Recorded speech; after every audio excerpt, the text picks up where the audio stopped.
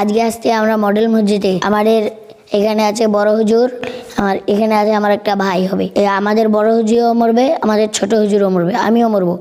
তো আমরা সবাই একদিন মারা যাবো। আমরা নামাজ পড়বো না নাই? আমি হচ্ছে 27 ইঞ্চি বক্তা, আমিও একদিন মারা যাব। যে লম্বা সেও মারা যাবে, যে ছোট সেও মারা যাবে, মানে সবাই মারা যাবে দিনে। সবাইকে একদিন মারা যেতে হবে, সেই জন্য আমরা সবাই নামাজ পড়বো। এই যে আল্লাহ আমাদের এত দুনিয়াতে যে আমাদেরকে সৃষ্টি করেছে, কাউকে বড়, কাউকে ছোট, কাউকে ফর্সা, কাউকে কালো, এটা আল্লাহ সৃষ্টি করেছে, আমরা তো সৃষ্টি করি নাই।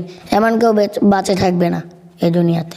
আমাদেরকে নামাজ পড়তে হবে 5 ওয়াক্ত, কোরআন পড়তে হবে 5 ওয়াক্ত, তেলাওয়াত করতে হবে সবসময়, আল্লাহর ইবাদতে সবসময় থাকতে হবে।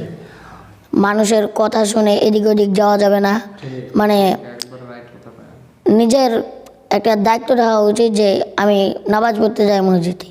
আমি আস্তে আস্তে দেখলাম হরিপুরে জুলাপির দোকানে একটা ছেলে একটা মেয়ে বসে জুলাপি খাচ্ছে।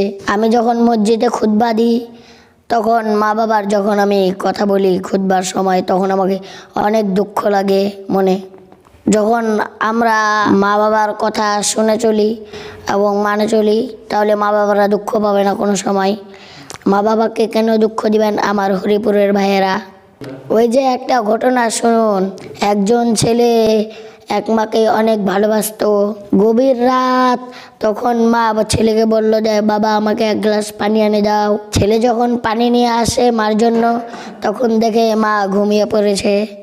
মাকে ডাকা যাবে না, মাকে ডাকলে ক্ষতি হবে, সেই কথা ভেবে ছেলে সারা রাত পানি নিয়ে দাঁড়িয়ে থাকলো। যখন ফজরের আজান দিল, মায়ের যখন ঘুম ভেঙে গেল, মা ঘুম থেকে উঠে দেখলো যে ছেলে পানির গ্লাস নিয়ে থরথর করে কাঁপতেছে। মা ঘুম থেকে উঠে ছেলেকে দেখে পানির গ্লাস নিয়ে থরথর করে কাঁপতেছে।